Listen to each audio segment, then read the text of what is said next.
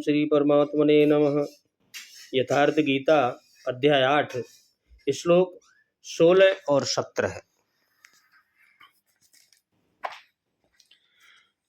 आब्रहाभूतान लोका पुनरावर्ति अर्जुन मामौपेत्य तु कौन्तेय पुनर्जन्म न विद्यते। सहस्रयुग पर्यन्तम् अहं यत् ब्रह्मण विदु रात्रं युग सहस्रान्ताम ते अहोरात्रिविद जना। श्री योगेश्वर कृष्ण बोले, हे अर्जुन, ब्रह्मलोक पर्यंत सब लोग पुनरावर्ती हैं,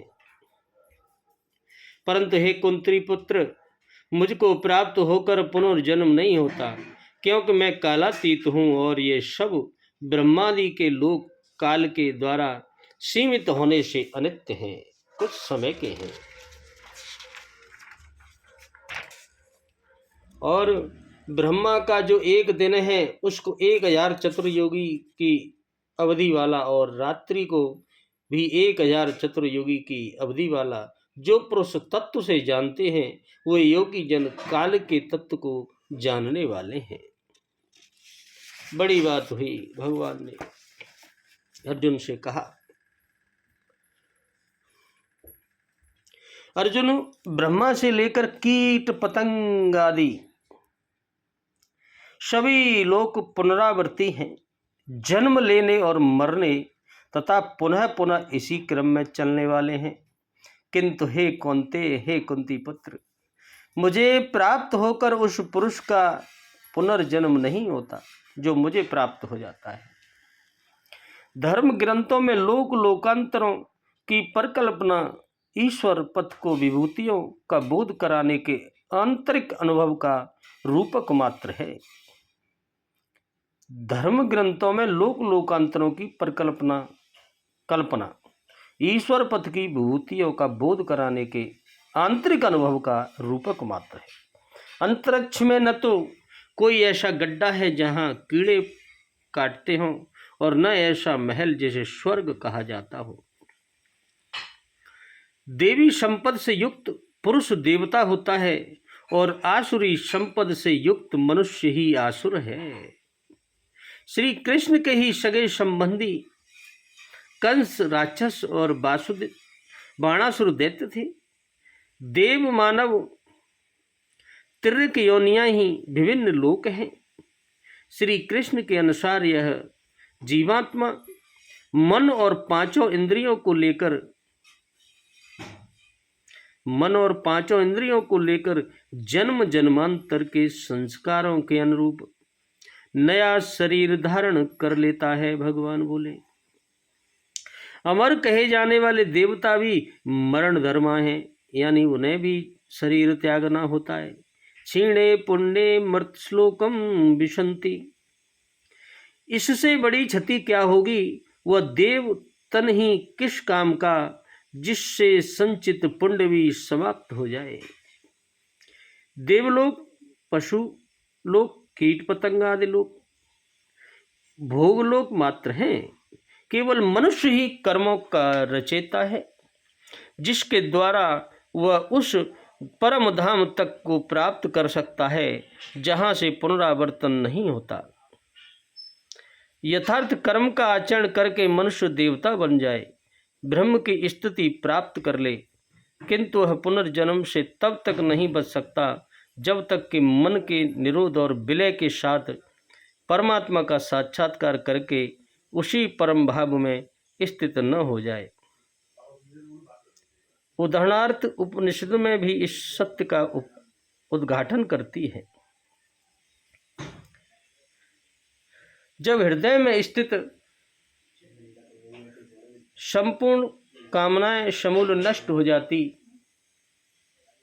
हैं, तब मरण धर्मा मनुष्य अमर हो जाता है, और यहीं इसी संसार में, इसी मनुष्य शरीर में परम ब्रह्म का भली भांति साक्षात अनुभव कर लेता है। प्रश्न उठता है कि क्या ब्रह्म भी मरण धर्मा है?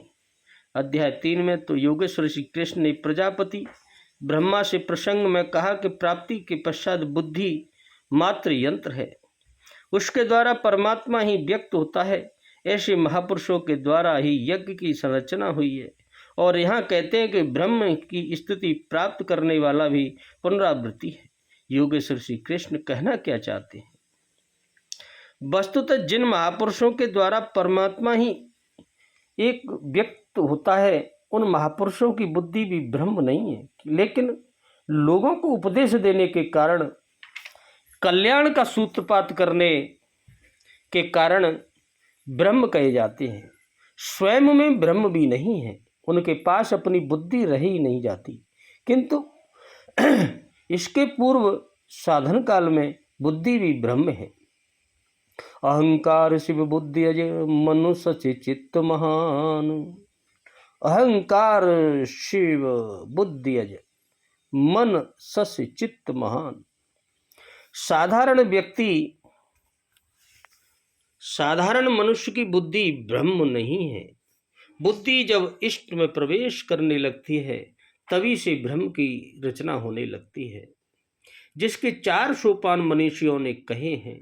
पीछे अध्याय 3 में बताया है, स्मरण के लिए पुनः देख सकते हैं। ब्रह्मविद, ब्रह्मविदुर और ब्रह्मविद्वरीयन, ब्रह्मविद्वरिष्ठ। ब्रह्मविद वह बुद्धि है जो ब्रह्म विद्या से संयुक्त हो, और ब्रह्मविदुर वह है जिसे ब्रह्म विद्या में श्रेष्ठता प्राप्त हो, और ब्रह्मविदुरीयन वह बुद्धि है जिससे वह ब्रह्म विद्या में दक्ष ही नहीं वरन उसका नियंत्रक संचालक बन जाता है। ब्रह्मविदुरिष्ठ बुद्धि का वह अंतिम छोर है जिसमें इष्ट प्रवाहित है।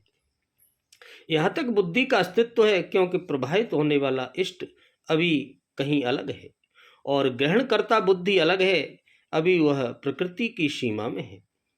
अब स्वयं प्रकाश स्वरूप में जब बुद्धि यानी ब्रह्म रहती है, जागृत है, तो संपूर्ण भूत चिंतन का प्रवाह जागृत है, और जब अविद्या में रहती है तो अचेत है। इसी को प्रकाश और अंधकार, रात्रि और दिन कहकर संबोधित किया जाता है। देखें, ब्रह्मा अर्थात ब्रह्मदित्व की वह श्रेणी जिसमें इष्ट प्रभावित है, उसको प्राप्ति सर्वोत्कृष्ट बुद्धि में भी विद्या जो स्वयं प्रकाश स्वरूप है उसमें मिलाती है।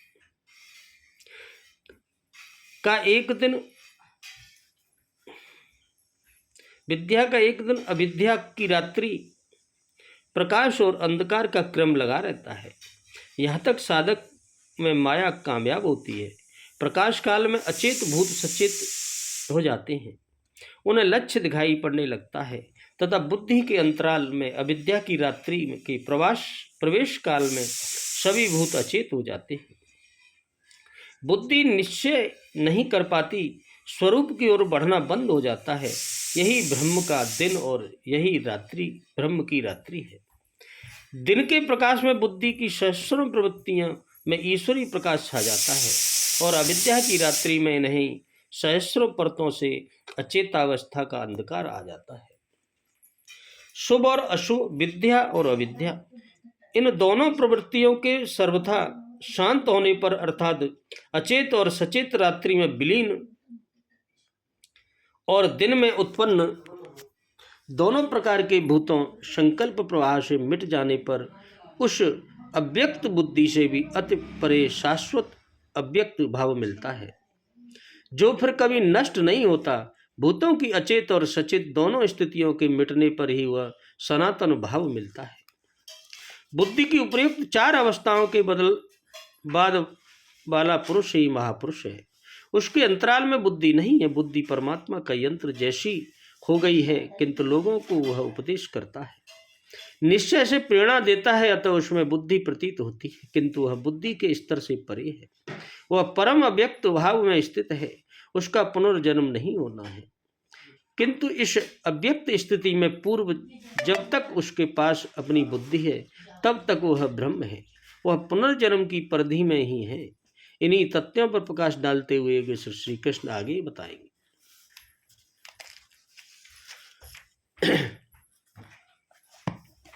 और ब्रह्मलोक शब्द किस लोक का वाचक है? अभ्य के प्रयोग का क्या भाव है? लोक पद से किन किन लोगों का लक्ष्य है? जो चतुर्मुख ब्रह्म सृष्टि के आदि में भगवान के नाभि कमल से उत्पन्न होकर सारी सृष्टि की रचना करते हैं, जिनको प्रजापति, हिरण्यगर्भ और सूत्रात्मा भी कहते हैं, तथा इसी अध्याय में जिनको अधिदेव कहा गया है, वे जिस ऊर्ध्व लोक में निवास करते हैं उस लोक विशेष का नाम ब्रह्मलोक है। और लोका पद से भिन्न भिन्न लोकपालों के स्थान विशेष भूर भुव स्व आदि समस्त लोगों का लक्ष्य है। अव्यय के प्रयोग से उपयुक्त ब्रह्मलोक के सहित उससे नीचे के जितने भी विभिन्न लोक हैं उन सबको लिया गया है। पुनरावृत्ति किन लोगों के कहते हैं? बार बार नष्ट होना और उत्पन्न होना जिनको स्वभाव हो एवं जिसमें निवास करने वाले प्राणियों को मुक्त होना निश्चित न हो, उन लोगों को पुनरावृत्ति कहते हैं। ब्रह्मलोक पर्यंत सब लोगों को पुनरावृत्ति बतलाया, परंतु ये पुनरावृत्ति कैसी है, इस जिज्ञासा पर अब भगवान ब्रह्मा के दिन रात की अवधि का वर्णन करके सब लोगों की अनित्यता सिद्ध करते हैं और कहते हैं, क्या कहते हैं? अतः जिसको प्राप्त होकर पीछे संसार में आना पड़े, ऐसे अर्थात काल करके अवधि वाला होने से ब्रह्मलोक में ही अनित्य जानते हैं।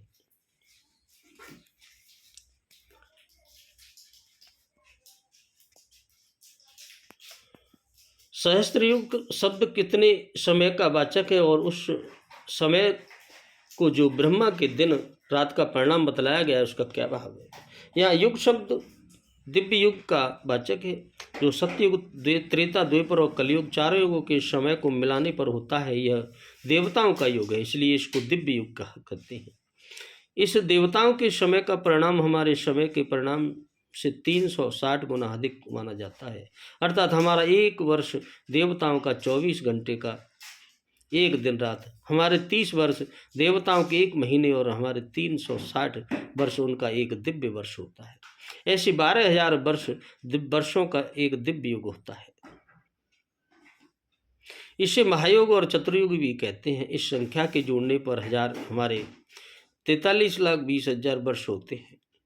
इस वर्षों के हिसाब से 1200 दिव्य वर्षों का हमारा कलयुग, 2400 का द्वापर और 3600 का त्रेता, 4800 का वर्षों का सतयुग होता है। कुल मिलाकर 1200 वर्ष होते हैं। यह एक दिव्य गुण है, युग है। ऐसे 1000 दिव्य युगों का ब्रह्मा के एक दिन होता है और उस उतने युगों की एक रात्रि होती है। इसी दूसरी पर समझिए, यह एक दिव्य युग हुआ। ऐसे 1000 दिव्य युगों का अर्थात 43,20,000 अरब 4,32,00,000,000 वर्ष का ब्रह्मा का एक दिन होता है और इतनी बड़ी उनकी रात्रि होती है। मनुस्मृति प्रथम अध्याय में 64वें 33वें श्लोक तक के विषय का विशद वर्णन ब्रह्मा के दिन को कल्प या सर्ग और रात्रि को विलय कहते हैं, प्रलय कहते हैं। ऐसे 30 दिन रात का ब्रह्मा का एक महीना, ऐसे 12 महीनों का एक वर्ष और ऐसे 100 वर्षों की ब्रह्मा की पूर्ण आयु होती है। ब्रह्मा के दिन रात्रि का परिमाण बतलाकर भगवान ने यह भाव दिखलाया है कि इस प्रकार ब्रह्मा का जीवन और उनका लोक भी सीमित अथवा काल की अवधि वाला है, इसलिए वह भी अनित्य ही है। और जब वही अनित्य है तब उसके नीचे के लोग और उनमें रहने वाले प्राणियों की शरीर अनित्य है। इसमें तो कहना क्या है? जो लोग ब्रह्मा के दिन रात का परिणाम जानते हुए काल के तत्व को जानने वाले हैं, इस कथन का क्या? ब्रह्मा के दिन रात की अवधि जान लेने पर मनुष्य को ब्रह्मलोक और उनसे अंतर्वर्ती सभी लोगों की अनित्यता का ज्ञान हो जाता है। तब वह इस बात को भलीभांत समझ लेता है कि जब लोग ही अनित्य हैं तब वहाँ के लोग भी अनित्य और विनाशी हैं, और जो वस्तु अनित्य और विनाशी होती है वह स्थायी सुख दे नहीं सकती। अतः विश्वलोक और परलोक के भोगों में आसक्त होकर उन्हें प्राप्त करने की चेष्टा करना और मनुष्य जीवन को प्रमाद में लगाकर उसे व्यर्थ खो देना बड़ी भारी मूर्खता है।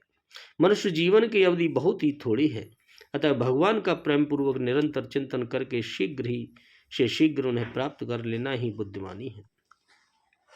इसी में मनुष्य जन्म की सफलता है। जो इस प्रकार समझते हैं वे ही दिन रात्रि रूप काल के तत्व को जानकर अपने अमूल्य समय की सफलता का लाभ उठाने वाले हैं। ब्रह्मा के दिन रात्रि का परिणाम बतलाकर अब उस दिन और रात्रि के आरंभ में बार बार होने वाले समस्त भूतों की उत्पत्ति और प्रलय का वर्णन करते हुए उन सब की अनित्यता का कथन आगे बताएंगे। बोलो राधे राधे, जय श्री कृष्ण।